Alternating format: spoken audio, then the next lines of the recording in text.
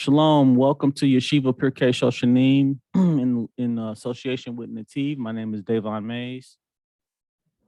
And I'm Tiaho Borko. Good morning, everybody. Today we are going to be talking about part 2 of a class dealing with animals and species, breeds, and seeds. So let me share my screen and we can get right into this.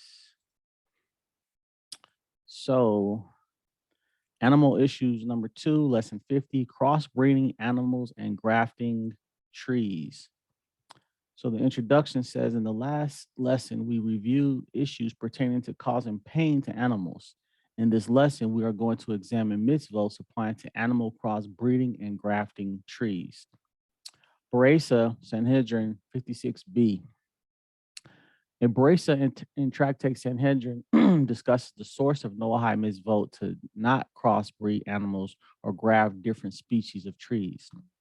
The rabbis taught in a Beresa that 7 commandments were given to the children of Noah: justice, not cursing the divine name, not committing adultery, against acts of sexual immorality, against murder, against theft, and against eating a limb from a living animal. Rabbi Kananya Ben Gamla says also against eating blood taken from a live animal. Rabbi Kidka says also against sterilization. Rabbi Shimon says also against sorcery. Rabbi Yossi says a Noahide is also warned against every act stated in the section on sorcery.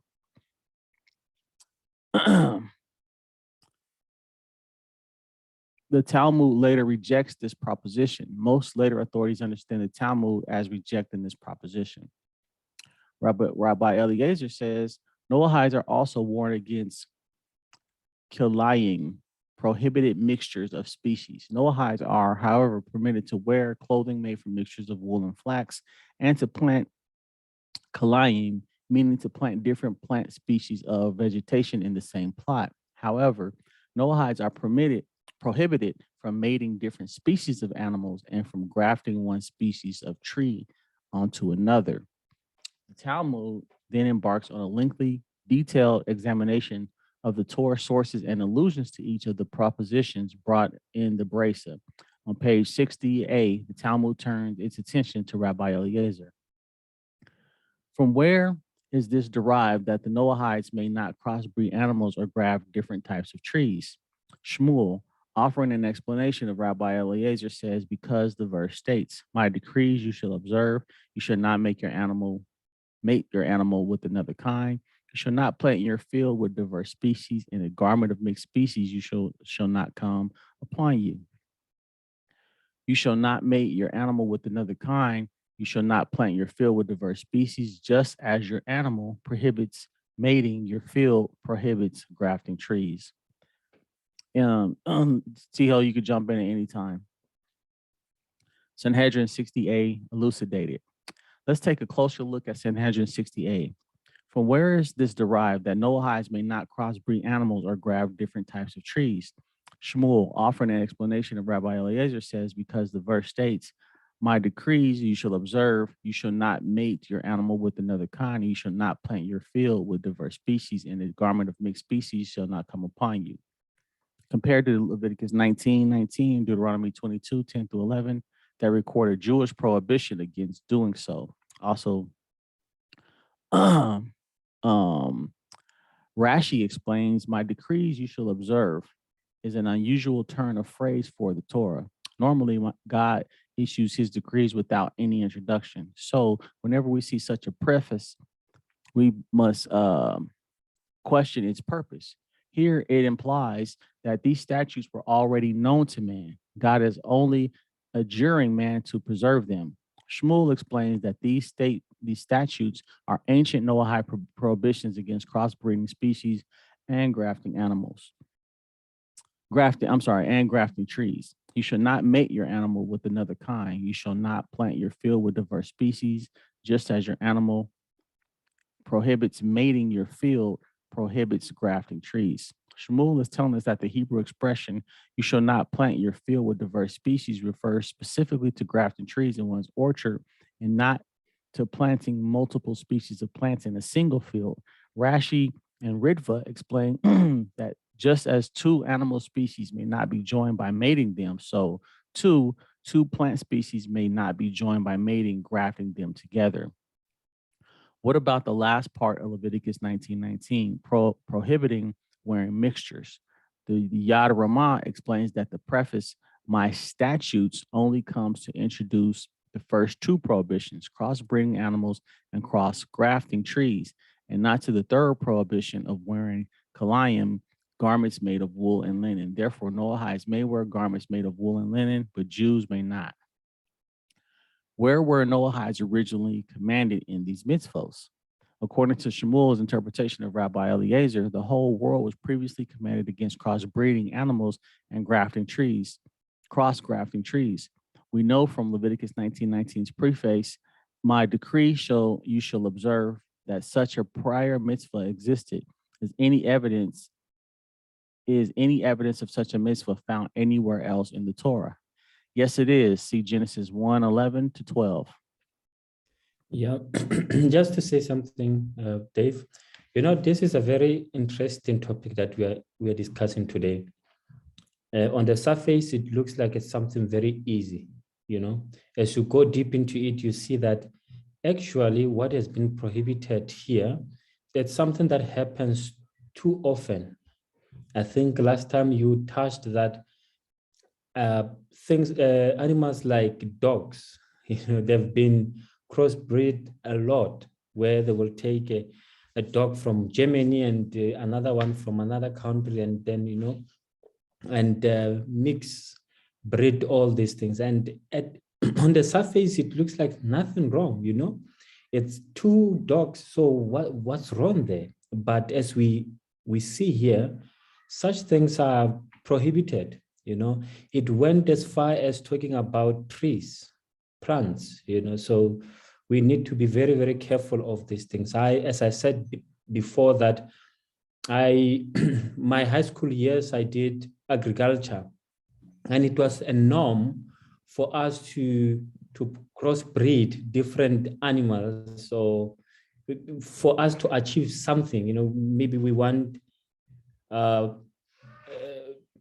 an animal that will be used for plowing. We want an animal that is strong. We're going to mix this, and we'll get exactly an animal that will be used for that particular purpose. But this is not something that is permitted. Another one that was very common was the one of castrating. If you don't want this animal to mate with, to mate or do whatever, then we want to use it for a certain purpose, then we will castrate that animal. But we see from what we are reading today that we should not be engaging in such practices of castrating an animal unnecessary. Maybe let me put that word, unnecessary castrating animals. And also when it comes to mixing of different species, that one we should shy away from it. Yeah, good point. We practice a lot of this in the States. People are always mixing, especially dog breeds. I'm sure they do it with other things, but we know for sure dog breeds are heavily mixed and for specific purposes to make hunting dogs and fighting dogs and different areas of what people do. One of the reasons that this is prohibited, in my humble opinion, is it's almost like playing God, trying to create some breed that somebody can put their name on and say, "Oh, I made this dog. He weighs 300 pounds. He's a lion hunting dog," and we just create them for our own purposes. So yeah, good points. And God said, "Oh, go ahead. I think we even go as far in the science space, give it a name. They will tell you about micro evolution and macro evolution, meaning that small difference, that changes that happens that can be introduced by this kind of things. And the one that is disputed, of course, is the macro evolution, where we say once upon a time there was a fish, and that fish turned to a human being. Yeah. So the one that seems to be permitted even within Christian spaces and other religions is this micro evolution, where we're saying, no, it's fine as long as there are small changes that are that we can see. There's nothing wrong. But I think this comes as a surprise to many people. As we have said before, these 7 categories of laws, when you look at them first, you think to yourself, I mean, I left Christianity, I left other religions, and I'm here, and you're telling me that I just need 7. I mean, that will not be enough until you go deep into each law and you see, okay, there are actually maybe close to 200 laws if we were to count them, or 100, and you go deep into each of them. Yeah, I'm glad you brought up that it's not 7 laws, it's the 7 categories. And in the category, you can go deep and deep and deep, and you can see how much you can bring out just by, even when we touched on idolatry and, sex crimes. It's like there's so many different tiers to it. So yeah, the Torah is an ocean of information, and the digger you deep, the digger you dive into it. You know what I mean? The deeper you dive into it, it can become a wormhole to where it just doesn't stop. You know what I mean? Or the people call it the rabbit hole. You know what I mean? You go down that rabbit hole and you end up in Alice in Wonderland. So it's very interesting.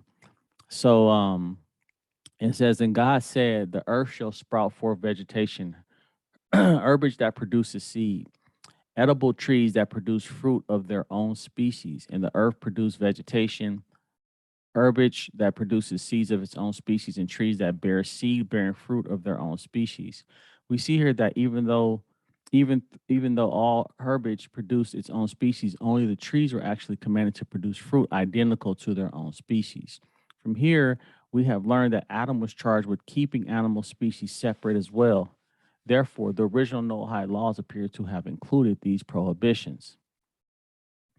So, one thing before I continue is Adam was in charge of a garden, and really he was in charge of the earth, because we had to make the earth a garden. We had to take care of the earth. You know what I mean? And it comes a lot of responsibility with that. You know, you got to know when to water the plants, when to, you got to get the weeds out, because the weeds will overpower certain, plants in your garden and take over. It's a lot of work and upkeep. So we're here to work. That I think that's one of the things that we have to learn, that Adam wasn't just given this paradise just to lay around and have fruit served to him. You know what I mean? He had a job to do. Now, he had a lot of privileges, of course, but he still had to, keep the garden. Which is a big responsibility. Maimonides and Hilkos Malachim 10 and 6 includes these prohibitions as part of the Noahide laws. According to the oral tradition, meaning the halakha, the Moshe Sinai, Noahides are forbidden to crossbreed animals and graft different species of trees together. However, they are not executed for violating this prohibition. I think that's important to note, because a lot of Noahide laws do have capital punishment associated with them. And a lot of people that's coming out of Christianity, they feel that a lot of sins in the Torah are death penalty sins, is why they needed, to have this blood sacrifice from the idol that they worship. But everything is not a death sentence, so Yeah. just to be clear on that. And so, I heard someone was actually blaming the Jews and say, I can see this Jews wants to kill the non-Jews. So you say they made sure that the punishment for most of the 7 commandments of mitzvot, it's a death penalty. They want to kill non-Jews. And then one rabbi actually replies, says, are you aware that Jews have got even more laws that have got death penalty compared to what the non-Jews have? And so it's not about that. It's what God has put there. We have more of the laws that requires your life than your laws. So it's not like we hate the non-Jews and therefore everything to do with them will be a capital sin. Right. And capital punishment can be a good deterrent. It keep people from breaking the law. So when people don't break the laws, you have a better society. So it's not that God just wants to, he says, I don't desire the death of anybody wicked. Ezekiel 18 clearly says that. I wish everybody to repent or, don't and keep my laws and statutes and live. But he will punish. And if you know that you're going to get a penalty, then people are, less likely to break those laws. Most people don't steal because they know they're going to go to jail or they're going to get a heavy fine, So America has thousands and thousands of laws and people don't complain about that. And we also have capital punishment. Now, when you're on the other end of that, it's different to where if you're not the one whose family member was killed or hurt or something, then those laws are, you look at them different opposed to, if somebody breaks in your house, would you like the law to be able to defend yourself and shoot them? Or are you against guns until something happens to you?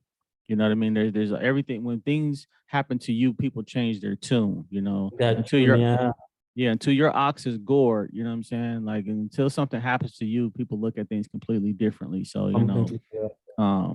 if somebody hurt somebody in your family and they killed them, you don't look at the death penalty as the same, opposed to you just reading an article or the paper, oh, they killed that man because he did something. We shouldn't have the death penalty. We should have rehabilitation. And yeah, for certain circumstances, but sometimes, in the countries that have the capital punishment, they have less crime. That's just, just pretty much how it works. There's always exceptions to the rule though. But overall, these punishments are a deterrent to keep people from breaking the laws, because the Torah says you should put the evil away from you. You know what I mean? So it says, so the people shall see and fear and not do that. So when somebody sees somebody get punished, it's like, okay, maybe I should not do that. When Korah and the rebellion that they did against Moses and Aaron, everybody saw what happened to them. You didn't really see those type of uprisings anymore. It's a deterrent, So yeah, good points. Yeah. Maybe another thing that I would like to add is we know that Adam, man, was given dominion over animals, but God, he is concerned about the welfare of animals. And so that's why all these commandments are clear of what we can do, because if we don't have guardrails, we will end up doing things that are not good at all. And so that's why God gives us commandment to keep us in line, to say, even though I give you dominion over animals, you can't treat them bad. You can't, always about you without thinking about the animals. You need to think about the welfare of the animals. Yeah, you can't rule with an iron fist, right? You got to be considerate, because animals have families. When a baby dies, you see the mother, smelling it, licking it still. Like they protect them, right? They got families too. So yeah, good point. At first glance, things appear straightforward. However, Maimonides' words include a subtle difficulty. He writes according to the oral tradition, not according to Rabbi Eliezer or Shmuel. The fact demonstrates that Maimonides does not hold of the Talmudic exposition of this commandment. Explaining Maimonides. This difficulty is troubling for a number of reasons. Why does Maimonides not hold of Rabbi Eliezer Shmuel's explanation of the laws? From where does he know that there is such a halakha if he does not hold of their derivation?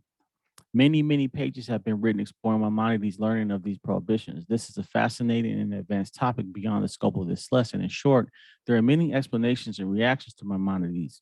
Some have even argued on Maimonides rejecting entirely the existence of any Noahide prohibitions on crossbreeding plants or animals. An important aspect of this difficulty is that Rabbi Eliezer is of a lone opinion. If Rabbi Eliezer is learning these prohibitions as direct biblical prohibitions, then he is de facto arguing for an eighth Noahide law. This position would pit him against the majority of sages who only hold of 7. Therefore, the halakha cannot be Rabbi Eliezer Shmuel. Excuse me. On the other hand, Rabbi Eliezer's proposition, unlike many others in the same brisa, i.e., against eating blood and sterilization, is not rejected by the Talmud. It is then possible that Maimonides understands Rabbi Eliezer Shmuel as offering as makta, an allusion to these prohibitions, and not an actual source for these prohibitions. Since they are not explicitly commanded in the Torah, they are not independent Noahide laws, but rather subsumed within one of the larger categories. The question then becomes, which of the larger categories includes these prohibitions? Rabbi Shmuel bar Kofni Gaon appears to place these prohibitions under the header Ever Man Hakai. However, the Ramah Mifano places them under the injunction against sexual immorality. Despite the dissenting arguments, most poskim agree with Maimonides that Noahides may not crossbreed animals or graft trees. However, the uncertainties work to create leniencies in certain situations. A summary of the laws of crossbreeding animals and grafting different species of trees. Determining whether two species are the same or different. Torah law differs from modern science in its methods for classifying and identifying species of plants and animals. For example, many scientific taxonomists consider dogs, coyotes, and wolves to be of the same species. Halakha, however, does not. Therefore, one may not breed these animals to each other. A very general rule is the halakhic species determination follows the names of the items rather than their biological qualities. For example, even though a dog and a wolf may be biologically similar, one is called a dog and the other a wolf. They are therefore considered different species. This rule of following the name is only a general guideline and certainly does not help us for determining leniencies. For example, some citrus fruits, even though they have different names, may be considered one species in halakha. Anytime there is a doubt as to whether two animals or two plants are considered the same species, a qualified rabbi should be consulted. And Yes, just to say something. yeah, I was going to stop there too. Go ahead. Yeah, sure. I was actually shocked when I found out that the blessing that you say for when you eat a banana, I thought you will say a blessing for fruits. But you say a blessing that you say when you eat vegetables. So maybe something that we can look at it some other time, but the blessing for eating banana is actually for vegetables. So it means it's classified not under fruits. Even though it's a fruit tree. Yeah, so I read the explanation somewhere, but I didn't go deep into it. Maybe it's something that we can look at. So, but maybe we can look at it. But what you were saying, I'm just trying to support what you're saying, that we have our own way of identifying and classifying. Right. And right. Our own classification seems to be not really in accordance with the Torah and halakha. And so it is always best that go with, if you're not sure, consult a rabbi and he will clarify things for you. That's exactly what I was going to say. Deuteronomy 17. If you have a case that's too difficult for you to understand, Deuteronomy 17, 8 through 14 clearly tells you go to the priests and the judges in those days, which would be our rabbis, Orthodox rabbis. To what does this apply? Broadly, this prohibition applies to all animals that mate via genital cloacal coupling. This would include all mammals, both land and sea, reptiles, and most amphibians and birds. This prohibition also applies to mating hybrid species with the pure species. For example, one may not mate a mule with a horse. The reason is that a hybrid species is considered a new species unto itself. One may, however, mate two of the same hybrids provided that their mothers and fathers were respectively of the same species. For example, a mule whose mother is a donkey and father is a horse may mate with another mule whose mother is a donkey and father is a horse. However, A mule whose mother is a donkey and father is a horse may not mate with a mule whose mother is a horse and father is a donkey. So there are some definitely things to consider when you're dealing with these types of issues. It appears that these prohibitions, Yeah. that this Sorry, prohibition, Dave. sorry, go ahead. Yeah. On the chat, I pasted a link into what we're talking about, that actually banana is classified under vegetable. So I can actually affirm that it's actually classified under vegetables, not fruits. Okay. The link is it goes to Chabad.org, but they've got a nice explanation for it there. So this is just to go and to show you that the halacha classify things completely different, and so you might find yourself on the wrong side of the law by assuming that maybe, for example, you banana and orange, they fall under the same category as you have stated already. A dog and you said a wolf. Mm-hmm. So you might, with our own explanation, we might classify them like that, but and then we'll be in the wrong side of the law. So always, if you're not sure, please ask a rabbi. If you don't have access to a rabbi, please, you can reach out to NETIV, and they should be able to help with clarifying things. Yes, very, very true. It appears that this prohibition applies to mating animals of different species, even when they cannot produce viable offspring. One may not crossbreed his own animals, those of another, or those that are ownerless. Excuse me. So you just can't take stray dogs and start doing what you want to do with them, stray cats. It doesn't work. Excuse me, like that. How does one transgress crossbreeding animals? In order to transgress this mitzvah, one must directly cause the mating to occur by either placing the animals in the mating position or using means that will likely lead to mating. Putting them in the same cage, isolating them with each other for an extended period of time. I'm sure there's different ways. Merely placing animals in a physical proximity, even though they may actually mate with each other, is not considered direct involvement and is permitted. So that's kind of not clear, because if you're placing animals in a physical proximity, even though they may actually mate with each other, it might be the intention behind it. If you didn't try to get them to do it, you just say, I don't have a lot of time. I got to put this dog with this wolf because I have to build a kennel, but I have to leave. I have to go somewhere. I think intention might come into this, because if you're placing things if you put a male and a female of two different species, there's a chance that they're going to mate. So if you did it on purpose, it's probably different than if you just did it without even thinking about it. And, because I know people who've let their dog out, not thinking anything about it. And next thing you know, the neighbor's dog jumps the fence and now you got puppies, right? you wasn't trying to do that.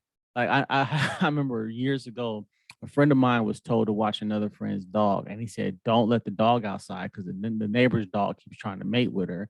And he forgot, let the dog outside. Next thing you know, got puppies. And I don't even know if it was the same breed of dog. Like it was a whole little thing.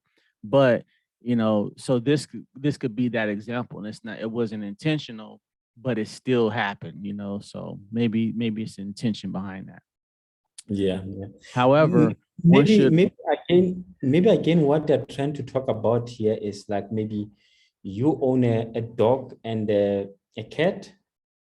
I don't think you should be that concerned about having them in the same house. right.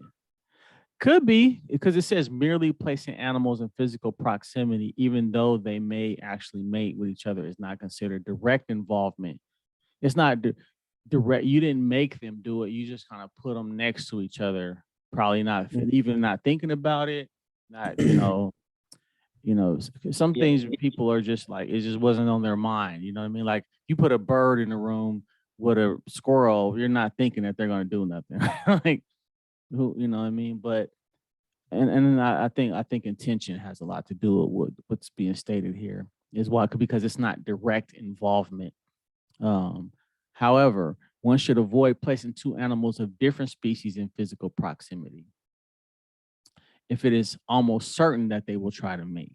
For example, one should not place a male wolf in a pen with a female dog that is in heat. One should similarly, I can never say this word, similarly avoid placing a horse in a pen with a mule if it is likely that they will mate. So if you know something, one of the animals is in heat, then you're kind of like, okay, you got to avoid that because you know there's a very high chance, right?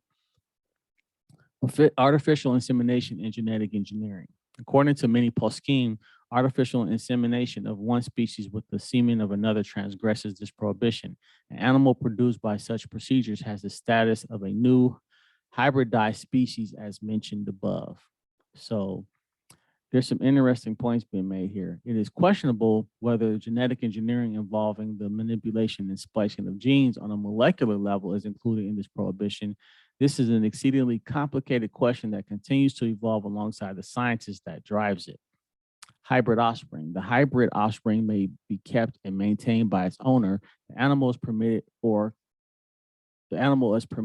consumption.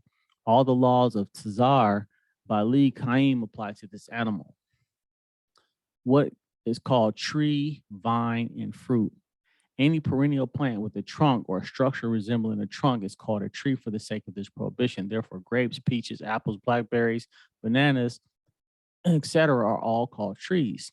This prohibition also applies to combinations of trees and fruit-bearing vines. A vine is a plant that produces leaves and fruit, yet does not possess a trunk. It doesn't matter whether or not the vine is perennial.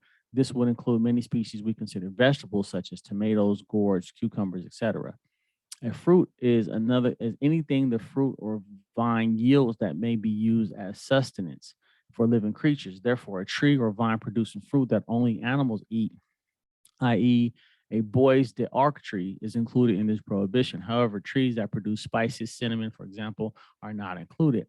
To which combinations does this prohibition apply? The prohibition of grafting different species only applies to the following combinations: a fruit tree grafted to a different species of fruit tree, a fruit tree grafted to a species of fruit-bearing vine, a fruit-bearing vine grafted to a species of fruit-bearing tree. One may graft a fruit-bearing species of tree or vine to a non-fruit-bearing species of tree or vine. One may also graft two different species of fruit-bearing vines to one another. Excuse me. The prohibition of grafting only applies to the parts of the plants or vines that are above ground. It does not apply to roots. If one grafts a tree or discovers a grafted tree on his property, when one buys property, he should examine the fruit trees and vines therein to ensure that none of them are grafted. Many species of trees are commonly grafted when still in the nursery. For example, peach trees are almost always grafted onto almond stalks. Nectarines are commonly grafted onto peach or plum stalks. We will talk about the practicalities of this in the live class. If one finds a grafted tree or vine on his property, its law depends on whether or not the graft has yet fused. If the graft has fused, then one may keep the tree. However, the tree should not be watered, pruned, or maintained for its own benefit. We will discuss this more in the live lesson. Doing so is considered a contribution is considered as contributing to the grafting process. If the graft has not yet fused, then the graft must be taken apart, even if this will cause the death of the plant. Before the graft has fused, it is also prohibited to uproot and replant the tree elsewhere. Once the graft has fused, the tree may be replanted. The fruit and branches of a hybrid tree. The fruit of a grafted tree or vine tree combination may be eaten. The branches of a hybrid tree may be cut and replanted. They are not themselves considered grafted entities. Rather, they are only the hybrid produce of such a graft. A branch from a grafted tree is like a hybrid animal considered a new species. It may not be grafted to either of its parent species. It may, however, be grafted to another identical hybrid. So we can see how complicated this topic is. And for a lot of people who live in the city, this is not a issue that you probably would ever come up with. A lot of people live in apartments. They don't have land, they don't have trees, they don't have vines. They go to the store and they buy their food. They have no idea the process those grapes got in the little basket they bought. They just know I bought the grapes and this is my grapes, right? And I'm not sure if it said it, but I didn't really realize it said it. Like, for instance, are we allowed to mess with like stuff like seedless grapes, seedless plants, or certain type of foods that they're removing the seeds, or they're making, cotton candy flavored strawberries now and all kind of different stuff, So what are the prohibitions against doing things like that? These are all questions that the rabbis in these fields can probably answer for you if you need to know such information. So we can see, like we talked about before, how deep the discussion can go. And it makes you think about it, because all these laws come back to us when it deals with cloning. Some people want to become cyborgs and mix, technology with our brains and all type of different things. This is grafting. This is crossbreeding, you know what I mean? So what does that really mean for the future of mankind? Are we going to be mixing and splicing with animals, and he's half man, half giraffe or whatever, like what are we going to do so he could play basketball, right? what, what are we doing with our species if we're dealing with plants and animals like this? What are we doing with ourselves? What is the law or the halakha of a man crossbreeding with a robot or whatever, because people are doing some weird things these days. So these are just good questions and good discussion. I agree with you. I think this was very important that we go through it, and I hope people will learn a lot from this. As you said, this is just a proof that these laws can get very complicated very quickly. And so it is important, it is your responsibility to learn what is required from you. If you don't learn, you will not know what is required of you. You cannot expect to know what you need to do and what you are not allowed to do if you don't read. We are just here to try to introduce these topics, and you go back and make your research on your own with your study partner if you do have, and also by attending the NETIV classes so that you can get more on these topics. Yeah. Quick question for you. Where you live, is it city based, or is it a lot of land and plants and trees and farms and stuff where you live? Yeah, so I live in a city, but where I live, I have got what we call a standalone house. So we've got standalone, we've got flats. So the standalone, you will have trees. So in my yard here, I've got probably 4 or 5 trees that I found here, but they're not fruit producing trees. They're just there to provide shade. So I think it's better that way. But for fruits that bear, for trees that bear fruits, you have to be very careful, as we have already discussed. And so most of the places, I would say, they've got trees, that people can eat, and this will come handy to people here in South Africa, maybe in Africa, to understand that they cannot be crossbreeding, they cannot be mixing, whatever. It will come handy, but I'll know also that it will come as a surprise to many people. Yeah, because it's not specifically stated in the Torah. You have to, like it says, some things are derived from other laws. Like, okay, if you can't do this over here, then maybe this applies to over here. And this is just Torah study. This is the Torah encourages you to study and ask questions and to learn the language. And when you learn the language, you learn the deepness of that, and even that leads to other questions and more learning. So it's very complicated, but at the same time, very enriching and empowering of learning how the Torah works and how it all fits together. And even though you got different rabbis' opinions, there's leniencies and then there's strictnesses.